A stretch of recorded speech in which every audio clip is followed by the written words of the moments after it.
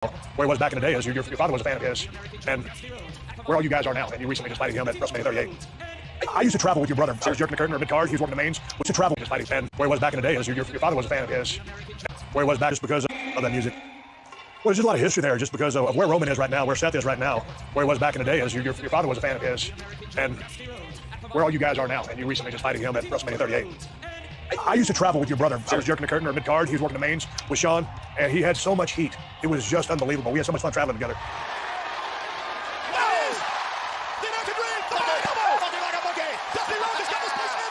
Big pop for Dusty. Good sell by Dean.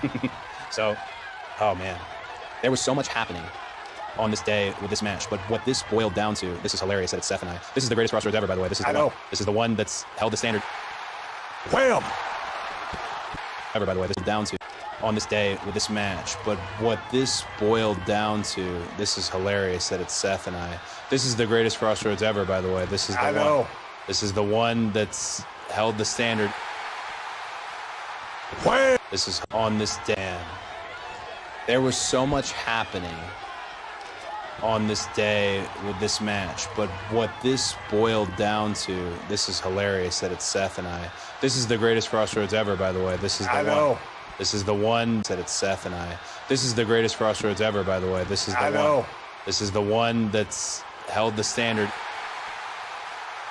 Wham! It's held the standard. Wham! It's held the standard. This crossroads ever. It's boiled down to, this is hilarious that it's Seth and I. This is the greatest crossroads ever, by the way. This is the one. This is the one that's held the standard. Wham! That's the cover. Body on body. That's Wham! That's the cover. Body on body. That's the cover.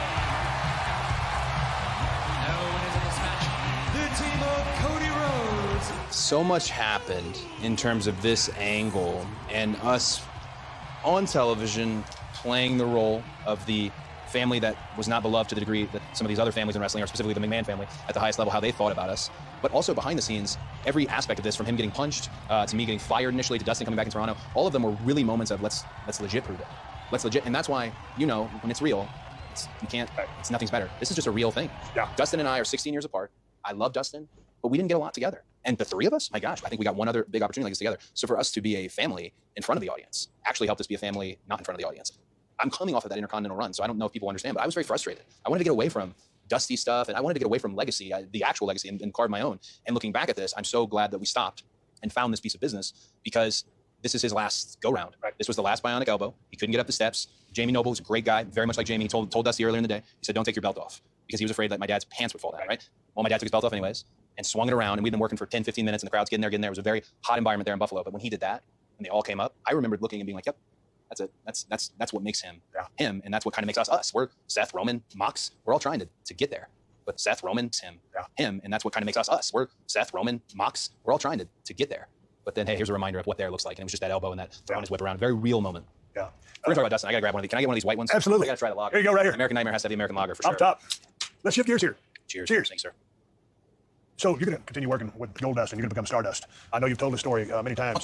You did a fantastic job with it, but I mean, it didn't seem like you really enjoyed this time, or what was it for you?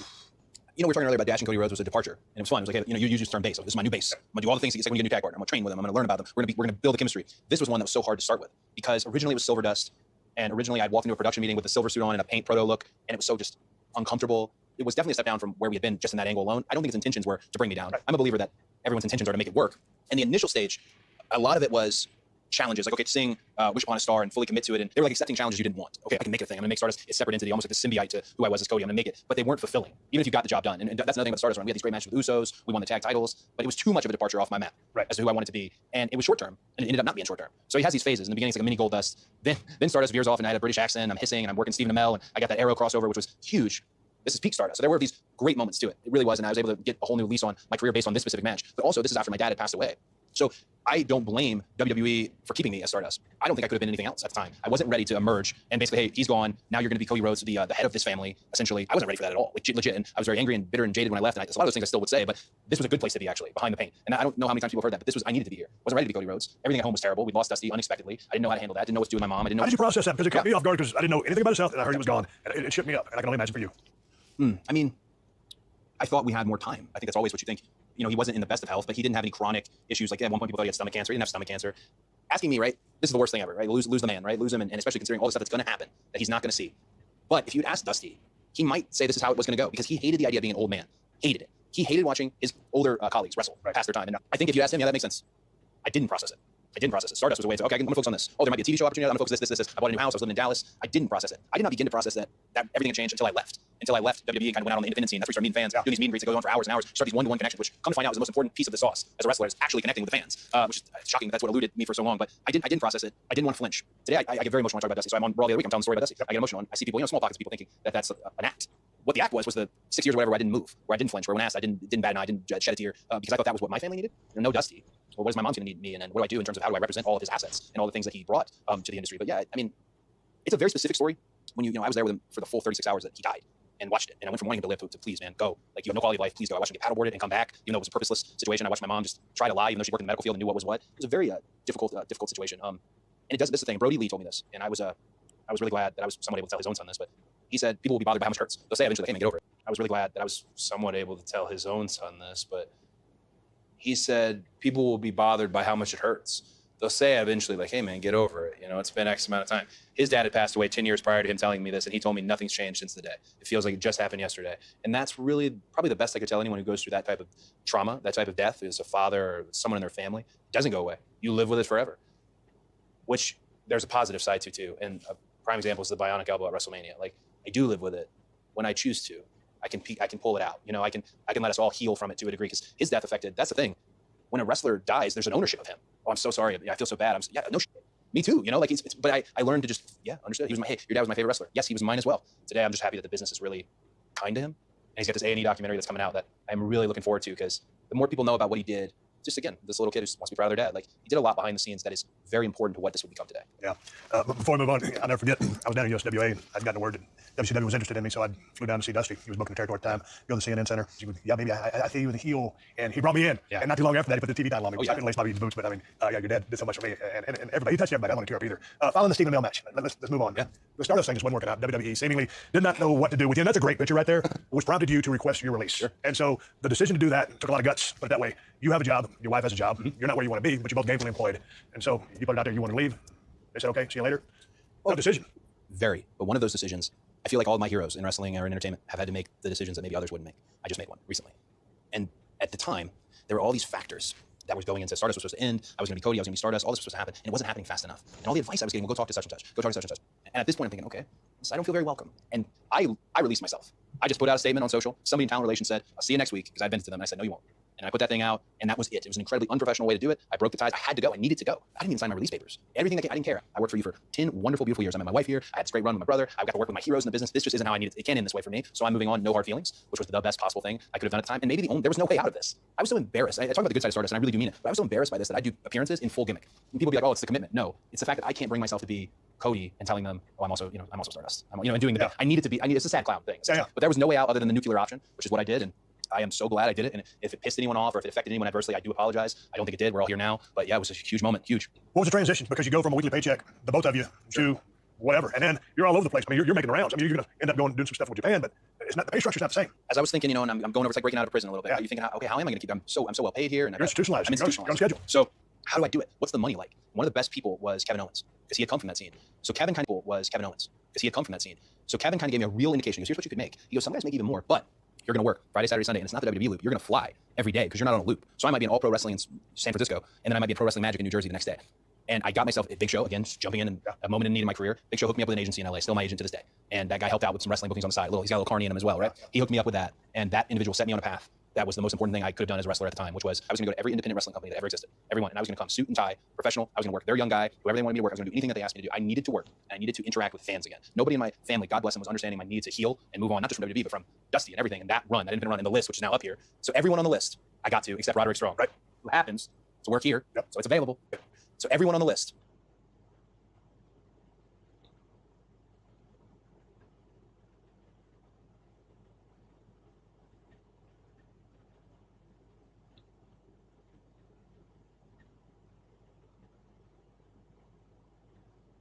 I got to except Roderick Strong up here from Dusty and everything, and that run, that independent run in the list, which is now up here. So everyone on the list, I got to except Roderick Strong, right? Who happens to work here. Yep. So it's available. It's free. I don't know if I can handle one backbreaker, judging by how I've seen him beat guys half to death, but this whole list I got to do, and I was just glad the list kind of caught fire. That was my favorite part. I know there was an anti-WWE sentiment to it, and that wasn't the intention, but the main sentiment was that people followed this. Right. Cool, I'll get on board with this. I'll go to this independent show I've never been to before, and it did introduce them to some names that were now rocking and rolling on TV, and the rub goes both ways. It's cool if you jump in and you're the WWE guy, the mom and pop indies that most people recognize, but there's also someone that they've been wanting to make it up there, and now you're going to cross paths with them on the way, and that rub would go both ways. This was just the best. I've been told I need to make a new list for WWE. I've been hearing about that. Yes. But before we talk about the new list, you're having a lot of great matches on the indies. You're busting your ass. You're going to Japan. You're working with the Bullet Club. You start identifying yourself as the American Nightmare, Cody Rhodes. You go to the trademark platinum blonde hair. Yeah. The decision to do the platinum blonde hair and then the American Nightmare. Talk to me about this, because I really, you're a good-looking kid, good-looking young man with the brown hair. But the platinum look, I'm being serious. I think it completes the package. So, if you will. Oh, perfect. Seriously, if you will. Perfect. When I went to New Japan, I was slowly starting to carve out the American Nightmare identity, but they specifically wanted to have that connection. The American Nightmare, because Dusty was the American Dream. And their audience, who does not watch a lot of the American wrestling, even though we think they do, their audience needs to be educated, just like any audience. Okay, who is he? And they had clips of Dusty from the 70s and the 90s and the American Dream, and now he's on his American Nightmare. And I remember Gato and Rocky Romero asking me about the Bullet Club. And I thought, no way. It doesn't work for me because I like stories and I'm a different type of cat, but taking the challenge. Everyone I remember talking to Zack Ryder, Matt Cardona, he was like, you gotta do it. So it's out of your comfort zone, yeah, you gotta do it. That's the difference. You get out of your comfort zone. And to be around Matt, Nick, and Kenny, it's a different type of psychology. And for me to get out of my comfort zone and be around those guys, that's what the American Nightmare was able to really develop. And you mentioned the Bullet Club. I was for Bullet Club purists. For me to be part of the Bullet Club was their worst nightmare. Like, no. This is the WWE guy, the Bullet Club. I was for Bullet Club purists. For me to be part of the Bullet Club was their worst nightmare. Like, no. This is the WWE guy. No, he doesn't do what we do, strong style. No. And then to present myself as the leader of the group, as Kenny and I kind of came to odds, was perfect. It was perfect. Finn Balor, who started the whole Bullet Club, he started this whole Finn Balor and I kind of came strong style. No. This is the WWE guy. No, he doesn't do what we do, strong style. No. And then to present myself as the leader of the group, as Kenny and I kind of came to odds, was perfect. It was perfect. Finn Balor, who started the whole Bullet Club, he started this whole unique group where we got to play and bounce off each other, and the Bullet Club and what was happening in New Japan and specifically Ring of Honor. When we would wrap the show and all the fans would say, it's for us to do whatever the thing was, bring a fan in the ring, drink a beer, do something, I got the sense something's happening. There's something bigger happening. They followed me. They've been on board with these guys. It's this perfect storm, which would lead to what would happen next. So were you alluding to the fact of the way everything is clicking here? All in? So everything's clicking. You know how it is with social media. The discussion becomes, people keep trying to move the damn goalpost. Oh, these guys aren't, no one likes these guys. Oh, they move the goalpost. Oh, these guys can do this. And Meltzer was the one who ultimately said, no way can Ring of Honor. They move the goalpost. Oh, these guys can do this. And Meltzer was the one who ultimately said, no way can Ring of Honor put 10,000 fans. I knew we could. I actually knew we could in a heartbeat. I'm all pre-workout up at the gym, ready to go, which is when I tweet my worst and best stuff. Yeah. And that was where the bet happened. And I said, I'll take that bet. And then it was, I think, bet workout. Meltzer was the one who ultimately said, oh, these guys aren't, no one likes these guys. Oh, they move the goalpost. Oh, these guys can do this. And Meltzer was the one who ultimately said, no way can Ring of Honor put 10,000 fans. I knew we could. I actually knew we could in a heartbeat. I'm all pre-workout up at the gym, ready to go, which is when I tweet my worst and best stuff. Yeah. And that was where the bet happened. And I said, I'll take that bet. And then it was, I think, 20-something minutes. Yeah. 11,263 tickets in the building, full building. Yeah. And that was my first great crowd, too. First night as an executive. That was it. It was a hell of a night to office. You sell out the building. You beat Nick Aldis to become the NWA champion, which ties in some history of your father. Oh, yeah. And you set the wrestling world on fire. Now, how was this for you from a production standpoint or being behind the scenes along with performing? This gave me false hope that I would be able to always do it. So I was able to wrestle. I think we went on fourth, Nick and I had a really wonderful match. And it is one of the loudest I've ever heard in an arena. And that's all I ever want, the decibels. Decibels, brother. I want the decibels. So that moment was very fulfilling. But then I was able to produce the Battle Royal, which I'd done earlier. I was able to come over here and communicate with Ring of Honor's production about what we wanted, because we were very, all in is very real. We paid for as much as we could have paid for it. And we also booked the car, did all these things of this nature. So it made me think, and Matt and Nick will tell you to this day, if you ever speak to them, I kind of thought everything we did after that would be like all in. Like, oh, we're going to be doing this every night. Every night. And it was just a moment in time. A good night at the office. They come and go. But this one was one that changed a lot of people's outlook on what the other offering is. What's the alternative? Who might we see down the road at WWE? Who's cooking? Who's this? And above all, this weekend, because Conrad Thompson jumped on board with StarCast, this was like a Woodstock. Yeah. I'd ordered a security detachment for us, not out of ego, I thought it'd probably be hard to go from place to place with everyone wanting to talk. We definitely needed it. I felt like the word over, like, oh my God, I think we're getting over it a little bit. All In was a beautiful thing and changed everything for me. That and the New Japan shows did great business. Yeah. You've heard the story about you at the New Japan show, right? The mystery? No. I thought you'd heard this before. Okay. I wrestled Okada. Yes. And after, somebody said you were at the show. Long Beach, right? So I go out in the parking lot. I just took a beat, and there you are. Big bicep Austin, you know what I'm saying? Like walking across the parking lot. I'm like, oh my gosh. It's one of the goats, one of the Mount Rushmore is randomly walking at this New Japan show in Long Beach, not LA, Long Beach. So you came up and you talked to me a little bit about the match. And you were talking about one particular hold and how to really sink it in a little bit. And you were just very, very kind and flattering and helpful. But as you were talking to me, people couldn't believe that Steve Austin was in the parking lot at his New Japan show. So slowly but surely, the Japanese contingent and the American contingent starts to circle up on you, And right as they got close, you just tapped me on the shoulder, said, good job, kid. And you turned around and walked off into the dark. And dude, I don't know where you went because you'd only walked about 5 feet and you disappeared. It was like legit the Batman. In my mind, I was like, did he just sprint? Or did he legit just disappear? It was unreal. You being there, I mean, here you are, the man, the man, and you came to the New Japan show to see what we had cooking. Oh man, great night. It was an exciting night at Dolphins, but all of the success parlayed into the formation of AEW. All the stars aligned. You would become an EVP, along with a couple of other guys. My question specifically to you is, was it a difficult transition going from being one of the boys to a management position? Because now you're still one of the boys, but now you're a boss as well. I think it's still a difficult transition, and I'm not the EVP anymore. Yep. I'm not anyone's boss. But to a degree, I'll have always been their boss for that period of time.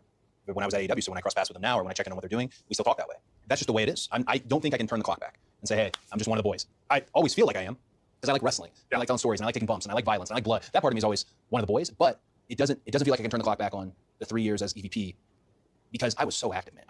I wanted my hands in everything, and Tony did as well. Tony was really active, but as far as an EVP go, I really was on the surface, just waving the flag, really active. I wanted my hands in everything, and Tony did as well. Tony was really active, but as far as an EVP go, I really was on the surface, just waving the flag. And everything about the brand at the time, going to every meeting, to the sales consultants, how to teach people how to sell the product, to investors. It was a real good education. Not useful now that I'm not an EVP anymore. It's more this piece of history. It would have been a great job for me at 45. I've heard you say that. Yeah, not 35. Great job. And anyone who I have any issues with in terms of because I was their boss, and there's not really any heat that exists. I always tried everything I could to give, and I was overly generous in my run. And I know, like, had Dusty been here, there's a few things he would have told me, but that would have been one for sure, because Arn was the one telling me on the side, like, hey man, get some for you here, Yeah, so great time. And listen to you talk about matches. You have said violence 3, 4, 5 times. In other interviews, you've said that as well. I enjoy hearing someone say that, because I feel like I'm just not this caveman who was a pro wrestler. Right. I believe in violence in the ring, and it's not a dance. I mean, it's an art form. Sure. But I love the way you talk about the business. What was the highlight of your time in AEW? I'm thinking of a match. Okay, so I peaked soon. The highlight of the time in AEW was the match that essentially made AEW, which is Dustin and myself. Okay, thank you. And I don't mean that in a braggadocious sense. AEW was cooking. There was a lot of investment. Warner Media was behind it. But I've heard the man himself say this is the match that made this place. And that, I don't think was ever my intention. I just wanted to have a singles match with Dustin for our own sake. Again, like, it was real. Here's my older brother. Here's me, and here's me trying to get over the hump that is legacy by defeating him. That match probably stands the test of time. Sold out MGM Grand, a lot of blood, a lot of violence. Yeah, you know what? A lot of blood, and that's red. But the beauty of that match was the simplicity of it. Hey, you borrowed a couple of each other's moves, but there was no blood, and that's red. But the beauty of that, a lot of violence. Yeah, you know what? A lot of blood, and that's red. But the beauty of that match was the simplicity of it. Hey, you borrowed a couple of each other's moves, but there was no a bunch of bells and whistles, whirly gigs, this, that's, and whatevers. It was a basic, simple, professional wrestling match between two brothers, and it was a story. I thought it was a story. Let's say, maybe you were 33 at the time, 34. So then it was 33 years in the making. Yeah. Ever since you came into existence, behind your brother, along with your father, and then there you two guys were in the ring. So I just thought it was a beautiful story. I love that match. I'm glad you said that. Touching back on something that you said a while ago with respect to being an EVP, with the promotion building momentum, AEW, success. Did you ever feel like you were on a runaway train as far as the success goes, but you were getting away from your goals that you set out to achieve as a performer? Meaning exactly what Arn said. Hey, brother, get some for yourself, because you're a guy who says wins and losses matter. Yeah. You would rack up a lot of losses in being generous, because I think of your position. Yeah. You weren't looking out for yourself as a performer, or didn't want to be selfish and put yourself over at the expense of the boys and get heat. So I did everything I could possibly do diplomatically to approach it. A lot of it was trepidation based on the fact that I had seen this already happen 100% to Dusty. I'd seen it. Okay, so I'm going to be different. In hindsight, completely wrong concept. Dusty was on top because he was over. He was not on top because he was the booker. Now, is there synergy? Sure, but he was over. So in the beginning of this company, there's not that many guys who have this connection with the fans. Why would we forego that? This is me. This isn't on Tony, Matt, Nick Kennedy. These were my decisions. It was very hard for me to figure out. I needed someone in my life to say, hey, am I doing the right thing? Is this right? Very hard to on Tony, Matt, Nick Kennedy. These were my decisions. Why would we forego that? This is me. This isn't on Tony, Matt, Nick Kennedy. These were my decisions. It was very hard for me to figure out. I needed someone in my life to say, hey, am I doing the right thing? Is this right? Is this the guy or the girl that we need to push forward? And I didn't have anyone. The closest I had was Arn at ringside. But also, I didn't want to bother him with such a deep question or make him overthink, because it was a train that was flying through, and we were having so much fun. It was a different environment. I know specifically you might understand, especially after WCW for you, when you go to ECW and you're playing and you're having fun and you're around that more punk rock scene. That scene is amazing until you want to start playing something else. And I just got there where I had the potency of me doing the honors, and went from doing the honors to just doing the job. And the moment we're doing the job, hey, I've done plenty. I started stepping, man. I've done so. I do, and as Arn pointed out, you got to get some for me. I mean, he would not chew me out, because technically I was his boss, but he would pretty much let me know. He was very helpful, and technically I was his boss, but he pointed out, you got to get some for me. I mean, he would not chew me out, because technically I was his boss, but he would pretty much let me know. He was very helpful, and Arn is always right. I probably should have listened to him far more when I was there. What was the bottom line on your departure from AEW? The bottom line was, it was my baby, and it's growing up, and people are having fun, and it doesn't need me, if that makes any sense. And why I thought it didn't need me was, okay, I'm not being totally honest. Maybe it didn't need me. I was going to question you. Maybe it didn't need me. But here's what I needed. It didn't need me. Okay, I'm not being totally honest. Maybe it didn't need me. I was going to question you. Maybe it didn't need me. But here's what I needed. I did not want to be a gatekeeper wrestler. I did not want to be, oh, this is Cody's thing, AEW, which is, some people look at it that way. I'm not saying everybody does. Oh, first program, they wrestle Cody. Then they do Chris's podcast. Then there's a whole meme about it. Yeah. And I just didn't want to be a gatekeeper. Then they do Chris's podcast. Then there's a whole meme about it. So Cody. Some people look at it that way. I'm not saying everybody does. Oh, first program, they wrestle Cody. Then they do Chris's podcast. Then there's a whole meme about it. Yeah. And I just didn't want to be a gatekeeper. At the time, we were getting this kind of split reactions, which was very fun to experiment with, because I'd worked with Cena a lot on live events, and to see how he did it and be able to like, okay, all right. It takes a lot to deal with that. It takes a lot of discipline. I feel like to know when you can kind of give them a little something, or when you got to stick to who you are. Hey, do that. I'm gonna stick to who I am. I just didn't want to be a gatekeeper, and I'll put it in the most simple of terms. It's right there. That's and that you have the winged eagle, which is the ultimate one. But I grew up in the business wanting to be the WWE champion because it's the one that got away, right? We spent a lot of time talking today about Dusty, and that part of me, never will escape me. The good, the bad, that's Dusty. He was a massive person in our industry, and I want to round it totally out. This one got away from you, but I don't want it to get away from me. Dude, total shoot. It's right there. I mean, literally, that is the number one reason I left. I'm so proud of it. I am, and I hope everyone hears that and listens. I'm so proud of AEW and of all the people, Matt, Nick, Kenny, Tony, and Chris Jericho. Everyone's origin story for AEW is different. Nick hears that and listens. I'm so proud of AEW and of all the people, Matt, Nick, Kenny, Tony, and Chris Jericho. Everyone's origin story for AEW is different. I'll give you the real origin story. It took all of us. It took all of us. So one can tell you didn't take this person. We can rewrite history. It took all of us. But it's a thing now. People are eating and have a good lifestyle. Like Arn said, maybe time to get something for me. And there was one thing left. So go for it. Whether it goes unobtained, that's one thing. But I couldn't let it go unsaid or untried. I've heard you in some other interviews saying, don't play small. You're playing big. I respect it. Yeah. How do you start talking with WWE? It's been a while. Who calls who? The first person I spoke to, and it's much later than people think. I think there was this thought process that I had this grand scheme. The grand scheme presented itself to me later than others thought. The very first person who actually made contact was Bruce Pritchard. Bruce Pritchard called me, and one thing led to the next, and Bruce didn't think it was real. He didn't think I was he thought we were working a thing. And to a degree, we were working a real story, but it was also real. And formal meeting would come after that, and then rising up at WrestleMania. How was the first conversation with the old man after not seeing him for so long? That conversation needed to happen in 2015. And I owed him that in 2015, and I didn't get that opportunity. So I almost looked at the conversation more of the way of, hey, just so you understand where I was and why this happened. Then we can talk about what may be next. But I don't think a lot of people, him included, realized the importance they had. Again, the house that built me. And I took that everywhere I went. So I needed him to hear that. So the conversation was very about who we are human beings wise far before I got the business. Part of me thought what will be said will be uninteresting, but I'll be able to thank them and love them and be flattered by the fact that I went from someone they could have cared less about to having this conversation is I feel good. But what they said wasn't anything less than just freaking spectacular.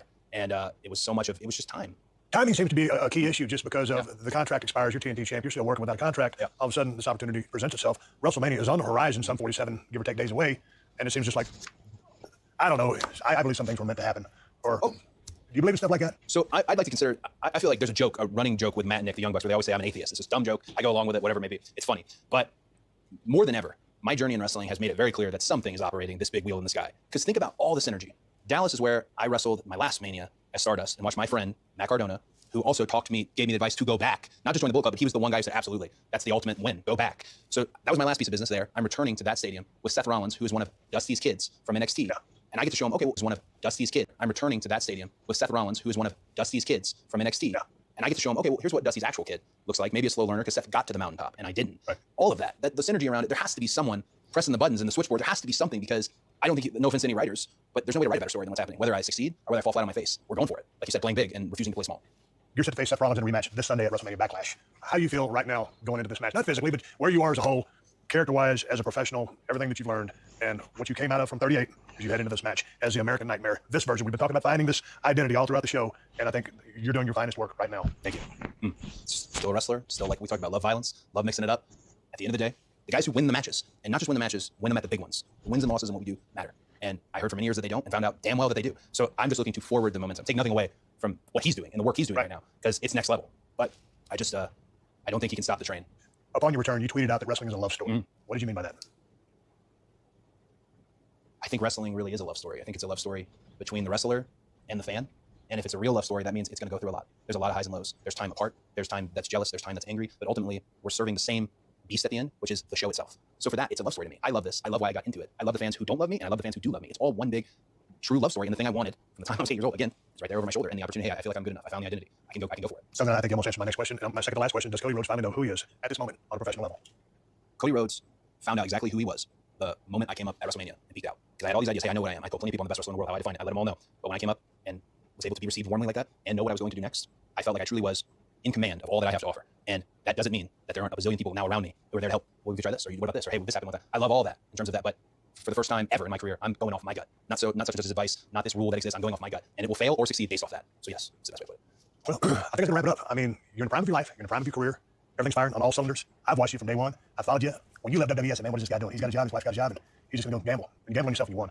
I'm proud of you. I don't know if that means anything, but I know Dusty's proud of you. I know your brother's proud of you. Your family's proud of you. And I'm looking forward to seeing the rest of you run. They got a couple good years left in the tank. I'm looking forward to seeing that. And I know that your dad would be proud that as Hank Jr. would say, you're carrying on the family tradition. Oh, wow. Congrats on everything you've done. I look forward to seeing what you have yet to accomplish. I'm gonna another bottom line. I'm gonna break the rules here. Of course it means something to me. When the biggest box office wrestler of all in time says they're proud of you, yep, that means something to me. So excuse the F-bomb, but my God, thank you very, very much. Thank you. Thanks for coming out. Hey, my name's Stone Cold Steve Austin. This is Thank you. That means wrestler. I'm gonna break the rules here. to seeing what you have yet to accomplish. I'm gonna another bottom line. I'm gonna break the rules here. Of course it means something to me. When the biggest box office wrestler of all in time says they're proud of you, yep, that means something to me. So excuse the F-bomb, but my God, thank you very, very much. Thank you. Thanks for coming out. Hey, my name's Stone Cold Steve Austin. This is the American Nightmare, Cody Rhodes, and that's the bottom line, because I said so.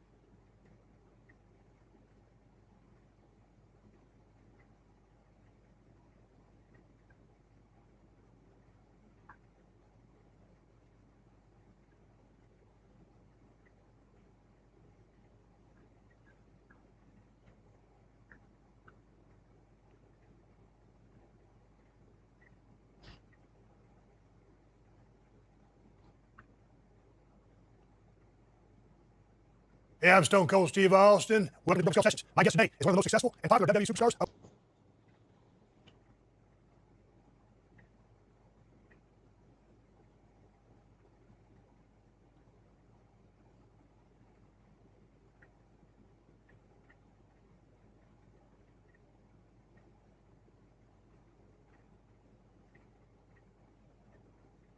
of all time.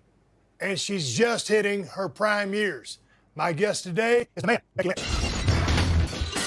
Welcome. Thank you for having me. How are you? I'm great. How are you doing? What do you think about the intro? One of the most successful popular WWE superstars of all time, and you're just hitting your prime. Got me hyped. They like to know that I haven't passed my prime yet. Oh, no. I feel like I'm only hitting it now. I feel like I'm hitting my stride. Yeah. I'm having more fun now than ever. Why is that? I think that it's many reasons. I think I'm real, and I think I have more freedom. I'm having fun with that. I think I'm a little bit more confident. And also one thing, and I think it's the biggest thing, is it's not everything in my life right now. So wrestling used to be everything in my life, that if anything went wrong, I would just focus and dwell on it until my head would explode, and it would just become this constant anxiety. And now I don't have time to do. I've got something more important. Once I'm done, I have to go back and be a mom, and I can think about it for a while when she's gone to bed. But I have to ultimately concentrate on something else right now. And a while back last year, I had Seth on the show, and I asked him. I said, "Hey man, you're married now. You're a husband and a father, and what's it been like for you as a mother? And doing that, and that's obviously new to you. You've been married for a while now. Yeah. What's the transition been like? And what are the priorities? Great. It's great. I mean, being married is the same as not being married, right? Like, it's just, you just spend a bunch of time together. We do the same things that we always say. Being a mom is great. Oh my God, it's way better than I ever thought it was going to be. Way better. Is it scary? Before, oh my God, I was terrified. Before, I was terrified. You know, I was like, oh my, everything's gone. My freedom, my life is over. I don't know. You know, am I going to be able to pick up where I went? Am I going to be able to get back in shape? Like, all of these things that you worry about. Am I going to be a good mother? Like, what if I don't bond with her? All these things. But she's the best. She's the best. I smile every day because of her. And we take her on the road everywhere with us. And so, yeah, no, I mean, sleep. But I just drink more coffee, and yeah, I just got the best of both worlds now. It makes everything better. So was being a mom natural for you? Oh yeah. I mean, were you reading books or were you doing research? Because it seemed like when we grew up, I mean, just ran out and did stupid stuff and got beat up or had accidents. And you went home and got patched up, and you went back out and did it. And all of a sudden, when you're raising a kid, you know, like when I was raising my daughters, when I was home, you've done better than I did. But it's kind of like you're careful. Yeah. I mean, I had loads of books. Did I read any of them? No. And would it have mattered? No, I don't think so. Because I think if you get it in your head that things need to be done a certain way, then you're already, I don't know, you're not listening to your instincts. I think we have instincts on how to raise kids. We've been raising them since all the time. That's what happened. And so most of it's just common sense. And then, you know, I can be a little bit helicoptery and just making sure that she doesn't fall down. Right. So, but if they fall down, they get up and they're fine. You know, here she is. What a poorly shot that is. Is this on the road? No, that's in the gym actually. Yeah, that was in the gym. She was getting tired, so I had to stop mid-workout to put her to sleep. Does she sleep through the night? No, absolutely not. No, we're always bringing her to different places, so she doesn't have any routine. Were y'all spending more time in LA, in Iowa, or on the road? On the road, absolutely more time on the road.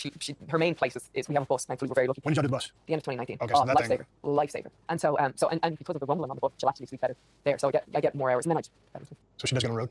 Oh yeah. She does great on the road. The only problem is when we're flying different places, normally you sleep on the planes, you know, you catch up on your sleep. So I don't, you know, if she's awake, then I'm awake, but she's great. Oh, she's great. Let's get into wrestling. Yep. Let's go to day one. Day one. Big pay-per-view. Not too long ago. Well, as this shows, it'll be a little bit longer. But you out there with Liv Morgan, hell of a match. Thank you. What's the state of the union right now? What's going on with Becky Lynch? It's big time Bex now. Big time Bex. You're on a roll. I thought a hell of a match. She really did well. And I thought this really elevated her position on the card in the roster, just her as a sports entertainer. Yeah, and she's somebody who works her ass off. And you know that we need that. We need women that are coming up that can hang in the main event picture. Because I've said before, I can't do this by myself. So you need people that are hungry and coming up. And Liv is one of those people that I really think is going to be, well, she's already up there, but she's going to be way up there in the future. You've had a hell of a run, and you're continuing to do so. I mean, you've paid your dues for a long time. You've been in the grind. And the way you see things when you break into the business are obviously a lot different than you see things now due to your experience and time spent and the learnings. So with the experience that you have, what has changed with respect to the way you view the business today and, you know, apply it? God, that's an interesting question. But also, because from when I started in the business, probably 2002, so coming up on 20 years, which is insane. But also, I took a big 7-year gap. But the wrestling business has changed so much. But I think when I first started wrestling, I was 15 years old, so you have to take that into account, you know. But it was all about moves, you know, and I just cared about doing the moves. And then when I started learning about wrestling, I loved chain wrestling, you know, real catch can. And I thought that was interesting. But if you're a fan nowadays, you don't want to sit through freaking 20 minutes of wrist locks, you know, right. Especially if they're not done well. And so I think the biggest change in my own mindset is really just making sure that story is prioritized over everything, you know, as opposed to moves and spots and everything. As well, what's the story of the match? What's the story of why do I hate this character? And so I think that's one of those things when you first start wrestling, you just think about moves. You're just trying to put one foot in front of the other. What about the business aspect of it as a person with leverage? Because you are a commodity, one of the hottest superstars that there is going for quite some time in the present. So, but with leverage and with the ability and power, but in doing it with the company, to express yourself and say, you know, hey, I'm kind of feeling this. Whereas you're looking for opportunity in the beginning, and you get that opportunity, you parlay that into success, and now you can kind of control a little bit. How do you work within those parameters? Because you have to. Okay. Yeah, yeah. And so I think that's the thing is you can't go in and be like, well, this is awful, this I is do all the terrible. You know, I mean, so by the way, I do that to the right people, and so I might get a creative text on a Sunday night, what, you know, throw the phone across the room. But then when you go in, it's like, well, perhaps this would be better if it's done like this, and then so you have to sometimes you walk that fine line of how do I make this better, or sometimes you can change it completely. So it's knowing what day and what battles to fight. What's the hill to die on? Is this the hill to die on? Okay, no. Is it going to make a difference in 2 weeks from now? Okay, no. All right, well then we'll just find a way to make this better. And then you got to go and you have the talks and do the rounds. Do the rounds, and sometimes it's like, you know, taking a bit of their idea and your idea, but making them think part of your idea was actually their idea. So, hey, you know, this way we ought to do things. Yeah, I agree. Yeah. It's the Jedi mind trick. Yes. It's the reverse Vince. Yes. Yeah. Right? Yeah. But then sometimes he's very set on his ways. Very set on his ways. So you got to go, okay, well, how do I make this make sense for me? How do I make his vision come to life and also be something that I believe in too? And to your point, that's the hill that you don't down because he's going to stand there and he's going to guard that. So go with flow, try to make the best you can. Absolutely. Yeah. Let's go back in the day, 2002, when you decided to enter the sports entertainment industry at 15 years of age. What prompted that? I was drinking a lot, and Perfect requisite for a pro wrestling career. and I knew I shouldn't be, and I was just going down a bad, just going down a bad road. And I knew I needed to get my life together. I knew that I needed to I couldn't keep doing this. I was doing we had this thing in Ireland called the junior cert, and you know at the time they make it seem like the rest of your life is going to depend on it. Of course, they're little exams that won't matter in a year from now. But you know, I was supposed to be studying for my junior cert, and I remember going, God, I love a beer, and I was like, no, this is, you know, obviously my mom had no idea that these were the kind of things that I was doing, but I needed to change the way that I was doing things, and so I was like, let me get in shape. And at the time I failed PE, and I think he passed PE by just showing up, and I showed up. But anyway, so I was going to do a kickboxing class. So an alternative kid. I didn't want to just go to a gym, and gyms weren't even that big in Ireland. There was a couple around, but people didn't go to the gym. And so then I discovered that Finn Balor or Fergal Devitt was opening a gym, and so then I discovered that Finn Balor or Fergal Devitt was opening a school about an hour and a half away from me, and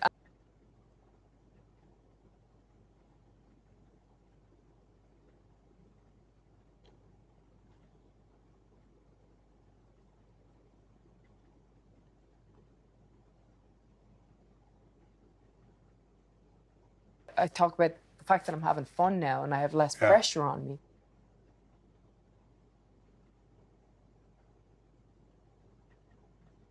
school about an hour and a half away from me, and that was it. And then I started, and we didn't even have a wrestling ring at the time. There were 6 blue mats, and at the time Tough Enough was huge, and I was a big Tough Enough fan, and so I was expecting to go into a warehouse, see NWA Ireland, which is what it was called, on the roof, and there were big muscle bound lads and women, and I walk in and there's nothing but like skinny teenagers trying to grow out their hair to look like the Hardy Boys, and I was one of those skinny teenagers in there with long red hair trying to look like Lita with my baggy pants. So, were you watching the business back in the day? Oh yeah. So, what was going on when you were a kid? Around that time, there I am. There I am. I was 18. Good looking young prospect here. Look at that hair. Who would know about looking at that picture? That's a great picture, but like, this is going to be the hottest female in the industry and amongst the top stars in the industry. Absolutely nobody. Like, look at what I'm wearing. I had no money at the time, obviously. I was 18, didn't have a job. Wrestling was my job at this time. I'd moved over, that was taken in Boston, I believe. Wow, I moved over to Canada when I was 18, and I'd met this wrestler at a show in Ireland called Scotty Mac, and he said that the Canadian scene was booming. So I showed up on a whim in Vancouver, and I had a cousin who lived on Vancouver Island, and so that's why I showed up there. And so then anyway, I ended up wrestling around there, and then Fergal at the time was in Boston. He moved over to Boston, so I went down to Boston to see him, and this is a show there. Yeah, I had no money to pay for ring gear, so I just went to a shop and got that. That was a skirt with shorts, and I was like, well, this is a cool, fun look. And they were long, like they were just, I thought they could look like wrestling boots. And anyway. Looking back those early days back in the day, I'd never asked money questions, but I think it's fair to ask them now. I was making $10 and $20 a night when I first started. So when you were making your rounds through your European scene to Canada or there to Boston, what kind of money were you pulling down on a per night basis? So my first overseas gig where I got paid, I was in France, and I got paid €50. And oh my God, I Big was time. minted, balling. Like I was rolling in. I could not believe it. I couldn't believe I had made €50 from wrestling. Obviously, I paid to wrestle. You know, I paid for my classes every time I got. I'd wrestle for free places just for the experience, and I got paid. I couldn't believe it. Oh my God, so much money. And then when I went over to Canada, I made $30, and then by the next time I wrestled for the same company, I made $50, and yeah, just anything I get paid. I couldn't believe it. It was free money.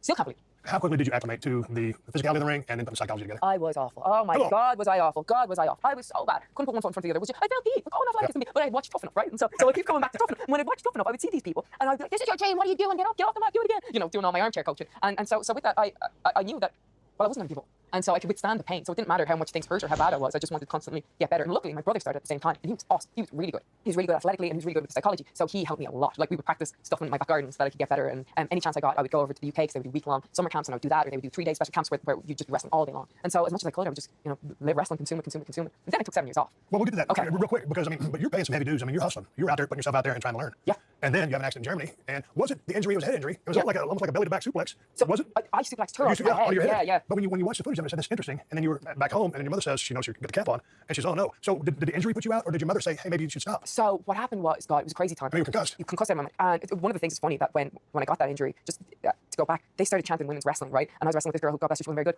And I'd made the match way too complicated because I'd been in Japan then, you know? I'd been in Japan, so I needed to do my Japanese stuff. Of course. And so again, when I talk about making a story, I was working for the spots, working for the moves, and not caring about the story, keeping it simple, let's make the best match possible. And they started chanting women's wrestling because it was all going to hell. And what a difference that is from now when they chant women's wrestling, this is great. But then they were saying, this is freaking awful.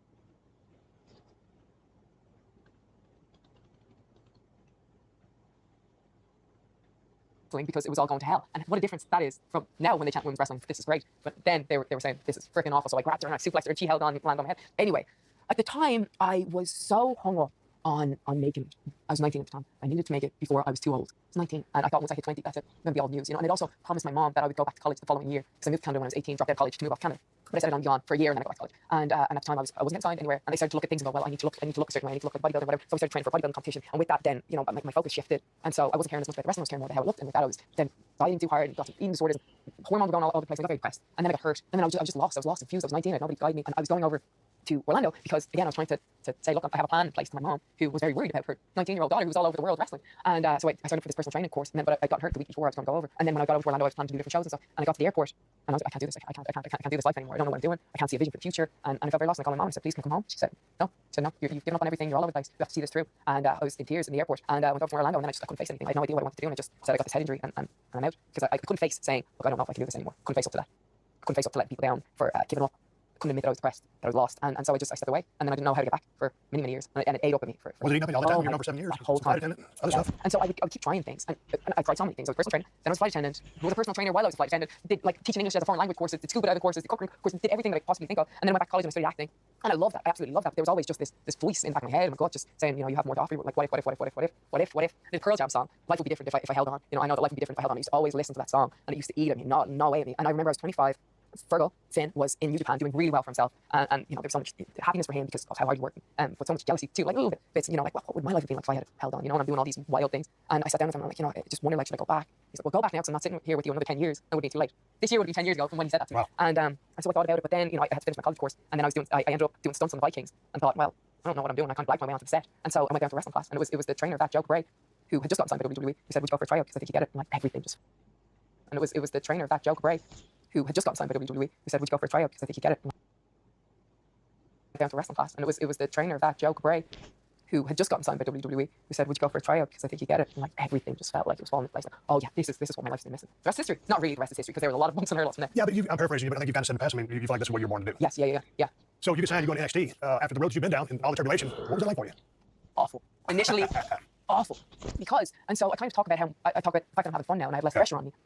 I've been without it for 7 years and so lost without it that when I got it back, I was like this to it. Like I can't let go. This can't slip away from me. And the vibe down there at the time was, you don't show up, you show out, right? So I was so worried. Several reasons. There was a lot of people that recognized me. Paige being one. She came up to me. I'd known her since she was 13, and she gave me a big hug. She was like, "I told everybody how great you are." I was like, "No, don't tell them that. Why would you?" Obviously, I didn't say this to her, but I was like, "No."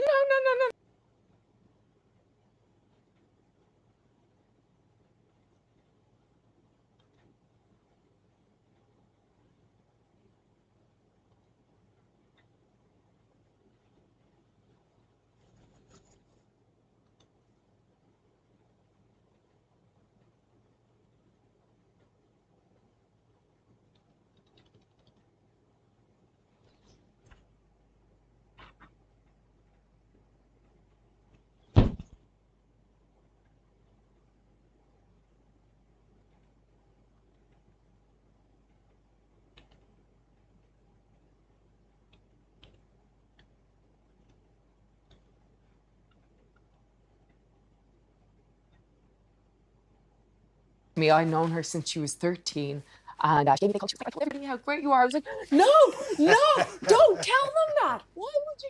Obviously, I didn't say this to her, but I was like, "No, I'm not great. I'm not great. I haven't wrestled in 7 years." And so I was worried about that pressure of people thinking that one, I was great, and two, thinking that I thought I was great. Two being probably the worst, because perception is reality down there, and you don't want anybody thinking that you're too big for your britches. And before I went over, it was, "You can't do this, you can't be that, you can't be." It was a minefield trying to navigate between what you could do, what you can't do. Women can't do this. Women couldn't punch at the time. So many can'ts, and I was just, and also, I had no idea about freaking fake eyelashes, makeup. I walk in there, the first day, Joe, who got me signed, he was like, "You need a nice dress." And I was like, "A nice dress? Well, one, I'm poor as hell. And two, I don't know what a nice dress is." We thought it was a nice dress. They were probably old bridesmaids dress. Crazy just even walking into the place on the first day. It was very humble, but almost too humble to the fact where I was scared to do anything. I was scared to do anything, and I was awful. Well, that leads me to my next question, because the women's division at NXT really was a look into the future of sports entertainment. You had yourself, Charlotte, Sasha, Bailey, pretty much a Shark Tank.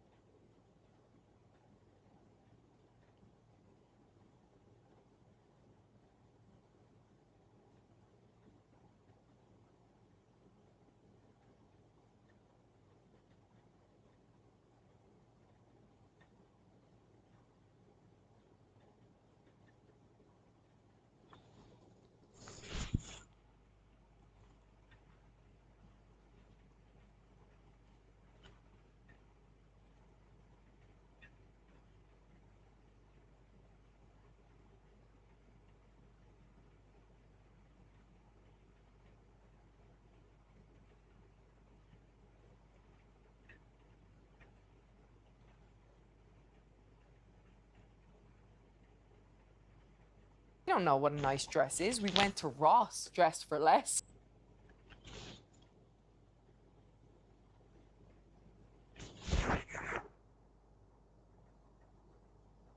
Surveillance system to date.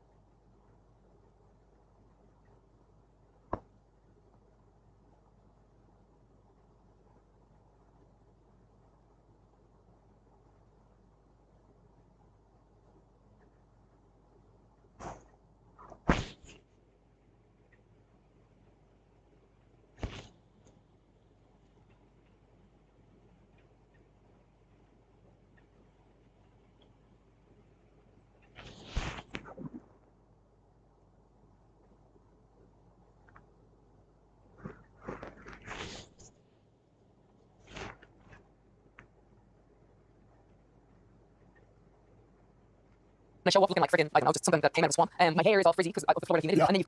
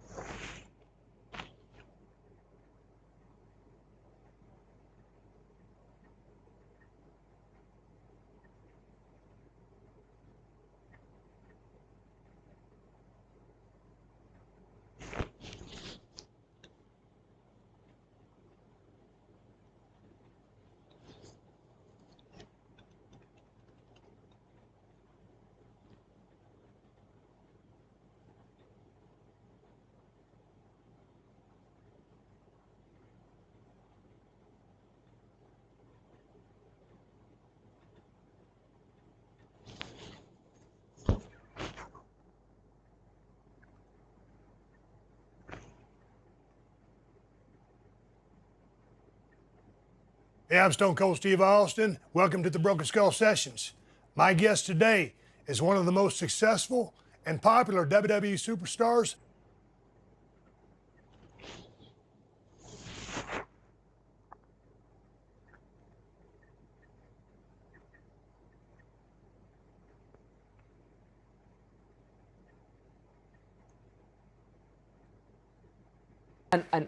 also, I had no idea about freaking fake eyelashes, makeup. I walk in there, the first day, Joe, who got me signed, he was like, you need a nice dress. And I was like, a nice dress? Well, one, I'm poor as hell. And two, I don't know what a nice dress is. We went to Ross, dress for less. I ended up getting like 3 freaking nice dresses, what I thought was a nice dress. They were probably old bridesmaids dresses. They were frumpy as can be. And I show up looking like freaking, I don't know, just something that came out of a swamp. My hair is all frizzy because of the Florida humidity. Yeah. And then you've got all these girls, the most beautiful women I've ever seen in my entire life, just showing up looking like $1 million. And they were all athletes. And I was like, wow, I am out of my depth here. And so yeah, it was crazy just even walking into the place on the first day. And then Sarah Del Rey was my coach, and I'd wrestled with her in Japan when I was 18. And again, I didn't want her thinking that I was too big for my britches. And I was not too big for my britches. I was very humble, but almost too humble to the fact where I was scared to do anything. I was scared to do anything. And I was awful. Well, that leads me to my next question, because the women's division at NXT really was looking to the future of sports entertainment. You had yourself, Charlotte, Sasha, Bailey, pretty much a Shark Tank. And so with what you just said, how would you assess where you were at the time? So actually, I will say all 3 of them were lovely to me when I arrived. There was a couple of bad eggs that were not so nice to me, but they were lovely. And so I think I had a decent grasp on my knowledge of the business. Obviously, I've been around it for a long time. Yeah, and the European circuit, Canadian, and in Japan. And So, I mean, pretty well traveled. Yeah, it was well traveled, but my athleticism was, I was back to where I was when I was 15. I was beyond my, for lack of a better term. And all these girls, these newcomers that had never stepped foot in a ring, were surpassing me, getting on shows before me and getting into advanced classes, and I kept being put in beginners classes. And another thing was you had to have wrestling boots, and I didn't have any wrestling boots. I'd always wrestled in what you saw me wrestling in earlier, and I had boxing boots or whatever, and you had to get wrestling boots, and I was poor as anything. And so somebody gave me the website, and I had these, and I got ordered these wrestling boots that were like 4 sizes too big for me. So not only could I not put one foot in the other, but I was tripping over these clown shoes anytime I tried to do anything. And so I was just awful. I was awful. But I went to Bill DeMott at the time, who was the head coach, and I was like, look, I know I'm not great, I know, but I know I have a connection with the audience. I know once you put me out there, I'm able to connect with them. I promise you, just give me a chance. And I'm sure I was on the chopping block every day of my life when I was there. But he did, sure enough, he did. And I did. I was able to get the audience to to feel something. Yeah, but even when I go back to watch some old footage of you on YouTube from before you got to NXT, I mean, you really put yourself out there. Love the Band-Aid on the elbow. You can't be shy at all, because I mean, some of your interests, the way you're working that crowd, giving out hugs, high fiving, and river dancing, all the stuff. I mean, you really put yourself out there. And if you go back and watch interviews of some of your peers who all love you, saying they all knew Becky Lynch was going to be a star. They've all said that. So they thought very highly of you. Did you not see that coming? Oh, I think River dance. there it is. Jesus God, if you can go from that to main event WrestleMania, anything is possible. Big time back, man. From that, yeah. So I like people, and I like to perform, and I.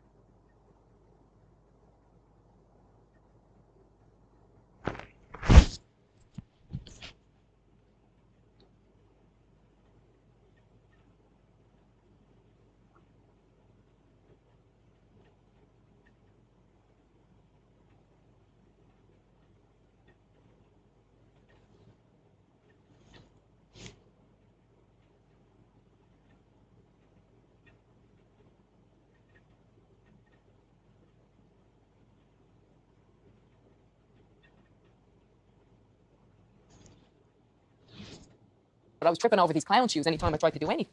And so I was just awful. I was awful. But I went to Bill DeMott at the time, who was the head coach. And I was like, look, I know I'm not great. I know, but I know I have connection with the audience. I know once you put me out there, I'm able to connect with them. I promise you, just give me a chance. And I'm sure I was on the chopping block every day of my life when I was there. But he did, sure enough, he did. And I did. I was able to get the audience to feel something. Yeah, but even when I go back to watch some old footage of you on YouTube from before you got to NXT, I mean, you really put yourself out there. Love the Band-Aid on the elbow. You can't be shy at all, because I mean, some of your interests, the way you're working that crowd, giving out hugs, high fiving, and river dancing, all the stuff. I mean, you really put yourself out there. And if you go back and watch interviews of some of your peers who all love you, saying they all knew Becky Lynch was going to be a star. They've all said that. So they thought very highly of you. Did you not see that coming? Oh, I think river dance. There it is. Jesus God, if you can go from that to main event WrestleMania, anything is possible. Big time back, man. From that, yeah. So I like people, and I like to perform, and I just think that when you go out there and you give energy, people give energy back to you. It's an energetic exchange. Agreed. Something. It's a feel. Yeah, it's just a feel, and people can feel that. And I think that you don't always have to be. You don't have to be the cleanest. You don't have to be the best. You don't have to be the most athletic. If you have that connection, that intangible thing, and I think, thank God, I had that thing. Otherwise, it would be gone. But with the other three women of the four horsewomen, there was four of you, but did you feel like you were somewhat of an afterthought? Oh yeah, for sure. And I was in the right place at the right time. But again, I did have that intangible. So hands down, I'm not the most athletic. I'm certainly not the most athletic of them, and not always the cleanest of an athlete. But I also have something else to give. And I think instead of always concentrating on that, I focused on the things that I was good at, and that's telling the story, and that's making people feel something. And I know when I'm in that ring, I have an intensity and I have different levels that maybe not everybody has. And when it comes to talking, how would you explain connecting with the crowd? How do you mean? Doing something to elicit a response or move emotions, for them to become invested in you, like I did. As Stone Cold, you've done. But since you said the way you connect with people, how do you define that? I think it's being genuine. I think it's being genuine. I think when you feel something, they feel something. And somebody said to me a long time ago, if you don't believe in yourself, they won't either. And I think that's the thing, is really believing in whatever it is that you're saying. And I think that becomes easy when you're able to go out there and tell the truth, and whatever it is you're feeling, to be able to project that. So you start getting entrenched, things evolve, and we're going to go to a triple threat match at WrestleMania 32 against Charlotte and Sasha Banks. And the setup is AT&T Stadium. There's 100,000 people in attendance. Wow. Yeah, that was still one of probably my favorite memories.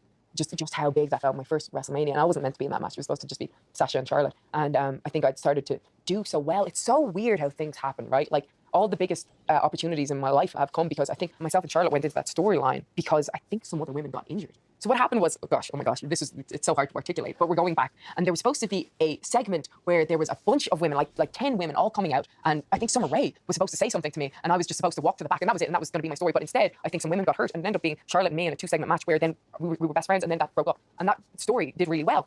And people were really behind it. And then it ended up being me and Charlotte at Royal Rumble, and then Sasha came. And I think I was supposed to get out of the picture. But I think I had done so well at that time as a babyface that they realized, well, these 3 women all came up at the same time. Let's put them in a triple threat match. And this was the culmination of that whole story. Did you feel like you were overlooking that match? In this match? Yes. On the backside of this? On the backside of it, yeah. Absolutely, yes. That's when everything went. But at the time, no. Right. I was so happy to be having my WrestleMania match. And, at the time, Charlotte was my best friend. And to be able to put her over in front of 100,000 people, I was happy to do it. But on the backside of it? On the backside of it. On the backside of it, everything went to hell. What happened? I don't think it was anything I did. I don't think so. But I think at the time they could really only concentrate on one woman's story at a time, Right. and that was the women with the belt. And so they were going into the session, Charlotte's story, and then we ended up doing the brand split, and that really helped me. So, For a time. but you're about to have your greatest test to date, and that's going to be a six-pack elimination challenge at Backlash to determine the first ever SmackDown Women's Champion. So let's go to the end of that match. Boop. Well, you know what? She had an opportunity to cover. She didn't. She's going to come around, push you around with the feet a little bit. She should take advantage of the opportunity. Hesitant, lackadaisical, maybe. Should have covered you, trying to add insult to injury, insult and wound. So funny when There we go. And there it is. There was the lure, and then there you grab it. Got her in the disarmor. Can't hang on anymore. See you later. Oh God. All right, but SmackDown Women's Champion. Okay, so winning your first world title after not being athletic, not really learning the business that fast, and now you have the biggest company in the world, making you, you're the SmackDown Women's Champion. So what did that mean to you personally? And did you feel like, hey, now they're positioning me for really, really big things? God, it meant the First world. question, what it meant to you? It meant the world. Oh my God, and I think I said it in this promo, which I didn't know was going to happen there afterwards. But it was years, miles, just everything that, just how many times I should have been fired, and I wasn't. Fired for what? Being awful, being Yeah, awful. yeah. So I think it was not for trying hard, because I would work my ass off. I was at every extra ring session in the gym constantly, and constantly trying to get better, constantly in the promo room. I would do everything possible not to get fired. I just athletically wasn't taken to it, and I will say it was mostly because I just was so scared of losing it that I was concentrating on it too hard, and I was it's like you hold a flower. If you hold the flower loosely, it's nice and it blooms. If you hold it too tight, you crush it. So when they first debuted the women's championship, everybody in the arena started chanting Becky. When they heard everybody chanting, all the fans chanting, I'm like, oh, okay, well, we got to put it on her. And so that meant the world, because it wasn't necessarily the office saying this is our girl. It was the audience saying this is our girl. Okay, you're here, you're the champion, but during this run, are you searching for an identity? Do you feel like you need an edge, or? Yeah, so that's one of those things, because once you reach the top, especially as a babyface, well, then where do you go? We had Survivor Series coming up, and I think Charlotte was the champion on the other side, and she was automatically made the leader of that, but Nikki was the leader of ours, and I was the champion. I was like, okay, well, I'm very much not. They don't think that I'm it, certainly not yet. And so I was looking, but I just didn't know. I didn't know what to do, because the crowd still liked me, the crowd still loved me, and I used to always ask John Cena for advice. But I'd ask him, and he's like, I don't know who you are. And yeah, he was like, who are you? Who are you? And I was like, well, I'm Becky. And well, no, but like, well, they know who I am. So I wouldn't say this to him, but I'd be like, well, they know who I am. They're telling my name. But he was right. He was right. I didn't know who I was. Like, I didn't know, apart from being Becky, apart from the Irish last kicker. Well, what the hell was the Irish last kicker? Because I'd always get my last kick. So, so I didn't know. I didn't really have an identity. And I was searching for that. And I suppose I was the little scrappy underdog from Ireland, but it wasn't immediately establishable. And I dressed in the steampunk gear, but that was really just giving me a look to stand out from the rest, to try and find an identity. But I was always just trying to find one. But you're just not really grounded yet. Not really you're trying to grounded search and you're having success. It's like, okay, but not clicking my off. foundation could be more solid to make even bigger and better decisions. Yes. Okay, let's get into SummerSlam, the triple threat match with you, Charlotte, and Carmella. And let's go to the tape, because this is it's all in line for you here as a performer, and you're about to make a major shift in Becky Lynch and how the world perceives her, and we're getting somewhere. We're coming into that I know who I am thing, I think. Yes. Okay, you got the arm position. Boom, it's a bot kick. And down into the disarmor. Can she make it to the ropes? Will she make it to the ropes? She might just make all the fingernails on the rope. She's there. Okay, referee makes her break the hold. Here you come up. Was that the manhandle? No, that's just like a pump handle. Okay, we'll get back to the disarmor. Okay, you got it right where you want her. Modified natural selection, right? Yep. Oh, 1, 2, 3. Charlotte Flair with the big W. With the big W. After you seemingly had it within grasp, within A, and from behind. So here we have our new world champion. And she's got the gold. The referee makes sure she's got her belt. She's happy as a clan with these best friends talking here. Yep. Crowd booed when we did that. Well, Yeah, you can hear them boo, yeah. yeah, there you go, champ, buddy. Oh! That pop. There you go. Oh. Great reaction from the crowd. Good vision there. She goes back down and stomp her out of the ring. Good look there. Defiant. Disgusted. Well, sling her around a little bit. In the barricade. Good facial. There you go. Bam, over the top, into the corner. What were you thinking when you took a shot at her, she goes down, that crowd erupted? What were you thinking when you're feeling that? You're like listening, like, oh, shit. Oh, this is cool. Yeah, that's good. Yeah. Did you think they were going to boo you? Not for a single freaking second. Did anybody think that? There were some people in the office that thought they were going to boo me, but there was nobody else thought that I was the heel in this thing. Well, but I think they're feeling the same. That they had angst in the situation. I think like it's time for Becky to do something. Becky's got to do something, and you did, and they responded accordingly. Yeah. So what happened at the time was I was getting momentum. I was going to have, after not doing a lot for the last year, and then I was supposed to have my big singles match at SummerSlam, and people were really excited for it. People wanted to see me versus Carmella. They wanted to see the title back on me. And Charlotte ended up getting into the match. And at that time, Charlotte had so many opportunities. Nobody wanted to see her in there. But the company thought that she was going to be the babyface in this, and that by me turning on my friend over a championship, that I would be the bad guy. But of course, anybody who knew was like, well, you're going to be a badass who just doesn't care anymore, and you're going to come and kick crap at people. You're going to be like Stone Cold, for lack of a better term, is what people thought, And, as in people inside the bubble who weren't those people that thought that people would boo me. And I think somebody came up to me that the night after and was like, well, Brooklyn's a heel crowd, so they would cheer you. But when you're going to be in Birmingham, Alabama next week, they're going to boo you. Well, we were in Birmingham, Alabama next week, and they were cheering me. So, yeah, so I think anybody who knew that this was, I wasn't going to be a heel, but it was going to take me to another level. Right. And it sure did. Let's play the promo. I deserve to be standing here as the women's champion. And since that moment was stolen from me, Charlotte Flair deserved the beating that I gave her. Because SummerSlam wasn't supposed to be about Brock Lesnar or Roman Reigns or AJ Styles or Seth Rollins or Ronda Rousey, and it certainly wasn't supposed to be about Charlotte Flair. It was supposed to be about one woman, me. It was supposed to be my time. Somehow, I have been made an afterthought. And you think that after a few nights of praise that's all going to change? Well, no, I don't buy it anymore. Because you're a generation of all talk, all opinions, and no action. And come SummerSlam, I had enough of the opinions, and I decided to take action. Because that referee slapping the mat for the third time was like someone counting me out of a trance. I have never seen anything more clearly in my life. I knew in that moment that my so-called best friend had been holding me back. I knew in that moment that Charlotte Flair had stolen my spotlight, my opportunity for the last time. I knew in that moment that I was going to raise her hand up and rip her head off. Because this was supposed to be my time, my opportunity, my turn to be champion. And not because any of you decide that Becky Lynch finally deserves it. No, because I say I deserve it. Because I say that I'm the best, and there is not a woman on this roster, or a person in this arena, or any of you watching at home that can tell me different. Boy, mic drop. Where'd you pull that out of? Yeah, of course. Yeah, years of being in the back and waiting my turn and not getting in, constantly feeling like I was right there, and then I get taken off TV, and right there, and then taken off TV, and so it constantly felt like that. And I didn't want to go to the audience that night, but they really wanted me to. But I said to them, well, when Charlotte beat me, you all stood up and cheered and you champion. And when I said that, I could feel yeah, we did. I'm sorry. And I felt like there's no way healing on them right now is going to work. No way. I did it only a little bit, but I knew that it wasn't going to work. So you're going to have killer matches at Hell in a Cell and Evolution. Did you feel like you were in the zone there as a performer? Yes. Yeah. It was when I stopped thinking as much about the things that were, what's the next move and what are we doing next and what's the next one, and just started being in it, feeling it more, listening to the audience more, feeling the crowd and the energy and knowing what. That was when things shifted a lot for me. What was the pressure then? Because you say you really feel no pressure now. As to when you Not that I feel no pressure. Well, no pressure. Yeah, but it's less. Yeah. But was there any pressure on you at that time? You started riding that wave of steam and momentum. So at that time, the stakes started getting higher. Yeah, at that time there was a lot of pressure, but I was really enjoying it. I was really enjoying it. I was feeling the crowd, and the crowd were there behind me, and there was lots of we want Becky chants throughout the show. So when I went out there, I was in my zone. I had a lot of swagger. I was really feeling it, really enjoying every second of it. When did you feel like you turned into, you blow smoke up your own ass, but you thought I liked that promo. You've always had a way with words, but you really started making those words bite and have effect. Once they gave me the mic, and I had a message to say, and I could speak from the heart. That's when it all started to click, especially on the microphone. So did you have a come to Jesus meeting with Vince, and he says, well, we never really got a chance to hear you talk. You're really good at it. We're going to give you more opportunities. No. I think they just gave me opportunities, and I made the most of them. But what I would also do as well, which I think is something that endeared people to me, and I don't think people always know this part of the story, was whenever I was not on TV, which was often, I would do backstage interviews and backstage promos to get them on digital or on social media or whatever, just so that people heard my voice, so that people cared about me. Was that Quinoa stuff? That was some of that stuff. Was Quinoa stuff there. Yeah. So I was just pronating from Lost with 6. The power of the promo is a very interesting thing. 100. Yes. Yeah. I mean, that's how people know how I feel about you, about the story, about the other person. It's great.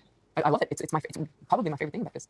Is it? I love it. Yes, it is. I love it. Are you constantly thinking about promos? Yes. And I'm constantly putting promos in my head. You write them down? Yes. Yeah. I write them on the phone. How much time you spend doing this? A lot of time. And then, but lines will hit me here and there, and I'll write. Sometimes writing a song, because sometimes you hear this kind of music. I was at Waffle House and you wrote a song on a napkin in 5 minutes. Yeah. But if you don't write it down, you forget it. Yes. Because I used to have glimpses of this, whatever. I just jotted sentences down. That was one of the things. Do you remember? Was it I texted you not too long ago to say, did you only say Austin 316 in one promo? And that's crazy. You only said that in one promo. Yeah. And then it's blown, because sometimes when we have a line that sticks, we tend to go back to it all the time. It's crazy. You just said it once. Anyway, I do. I write them down. And then, when it comes to, we get promos written for us on whenever, and then I look at it and, well, how can I change it? What is it that I want to say? What am I feeling? Right now? What do I want the audience to know? And you got leeway to do that? Yeah. Because not everybody does. I do. But then sometimes it'll be, well, no, actually, they want you to say this line or that line. And so sometimes when you hear a line that sounds like it's out of place, it's often out of place. All right, so you're really into as a performer, but I want to play some footage from what I feel is one of the defining moments, well, probably the defining moment of your career on Monday Night Raw on the Road to Survivor Series. And this is about when you really make a big change in a statement into who and what Becky Lynch is.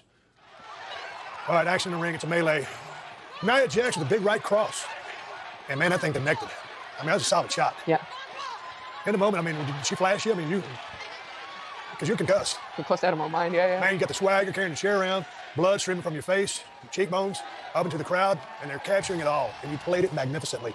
And that pose right there, I mean, what else do you do? I mean, that was, shot around this, you're looking at, hey, man, this chick is bad. Look at that shot there. It's a great shot. It's a great Okay. shot. Yeah, I had no Bring idea it what's up. There going it on. is. We're going to steal here. Okay, let's go back through this because this said, hey man, this is a bad chick. That was one of those things because it was a last minute call because we had just finished a European tour and we and as we were getting on a flight to come back to the USA, we were told that we were needed in Kansas City. I think this is Kansas City, Missouri. And so we had to get on the charter. So we only showed up right as the show was already on. And so, nobody had time to figure out what we were all doing and these were the spots. And yeah, I went out there and I turned Nia around, started being on her. She hit me with that one punch. I went down and I didn't know, I was on autopilot after that. Good thing you wiped too much of the blood off. Yeah. That would kill the whole gimmick. So you're saying, so like Nia Jax, she has an accident, she's a powerful woman, you take the shot. When all the smoke is cleared, I mean, initially, you think, God dang, why she hit me so hard? But in reality, it's like, hey, thank you very much. Thanks very much. God dang, you told me I was on the way to getting there, and we just took a rocket ship, and now we're there. Yeah, she sent me flowers, but I should have sent her flowers actually. Yeah, it was after that there was an iconic image to go with the match. So did you feel that boost? Yeah. It's an interesting question because actually, in hindsight, and not actually even in hindsight, feeling it felt like it was better on the run up to that.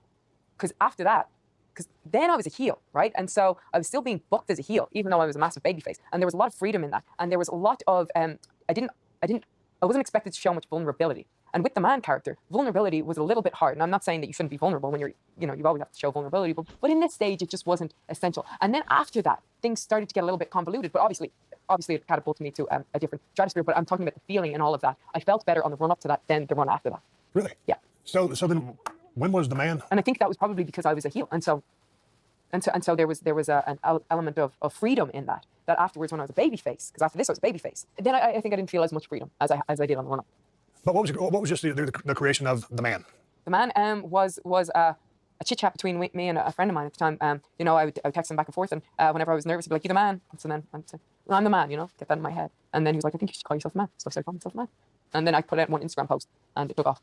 There was signs the next Monday or Tuesday at the time, saying Becky Lynch is the man, and that was it. And that really took off. When you became the man, did you then feel like, man, this is where I'm at? I know exactly who and what I am, and this is to whoever's point it was earlier. Who are you? John Cena. And then John Cena came up to me and was like, "You did what a lot of people don't do. You figured it out." I was like, "What do you mean?" He's like, "You're the man. Now I know who you are." And nice to hear that from a peer So and someone you respect. nice. Yeah, a great run. Yeah, but I also, because when he was saying it to me the whole time, I was like, I know who I am. I know who I am, but I didn't know who I was. And when he said that, I was like, this is the difference. I feel it. Good. I feel the difference. I know who I am. They know who I am. We all know who I am. I'm the man. And That's the boundary. Yeah. So WrestleMania 35 is on the horizon now. You're going to get an opportunity to work with Ronda Rousey in the build-up to 35. And Ronda's come from an MMA background, highly successful in the UFC, big fan of sports entertainment. All of a sudden, you're doing business with her. How was she to interact with her? So it's crazy because Ronda, obviously she hadn't much experience in this, but she took to it like a duck to water. When I talk about me not having the athletic ability, she 100% had the athletic ability, and was a natural in this. I wasn't a natural, but I think that was the cool thing. That was the difference between us, was that I was all grit and heart, and she was all natural titanium, freaking athletic, strong as an ox. And so that juxtaposition really is what made a good story, because I was the everyman, if you will. I was the man, but I was also somebody that people could relate to. Whereas you can't really relate to somebody who's being